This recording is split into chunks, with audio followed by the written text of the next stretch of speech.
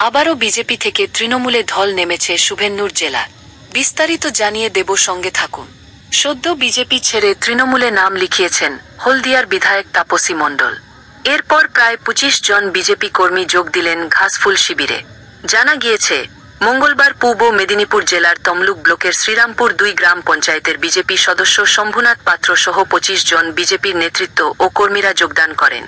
তমলুকের বিধায়ক অফিসে গিয়ে তারা বিধায়ক সৌমেন কুমার মহাপাত্র, নন্দকুমারের বিধায়ক সুকুমার দে, তমলুক ব্লকের তৃণমূলের নেতৃত্বদের উপস্থিতিতে ঘাসফুলের পতাকা হাতে তুলে নেন।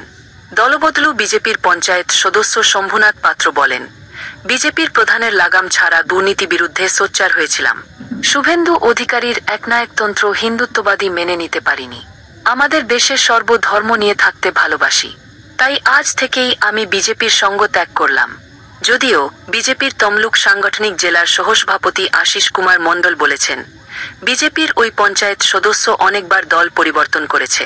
উনি একজন ধান্দাবাজ, তাই যে কোনো মুহূর্তে দল পরিবর্তন করতে পারে আমরা জানতাম। এইসব বদ রক্ত যত দল থেকে বেরিয়ে যাবে ততই দলের শ্রীবৃদ্ধি হবে।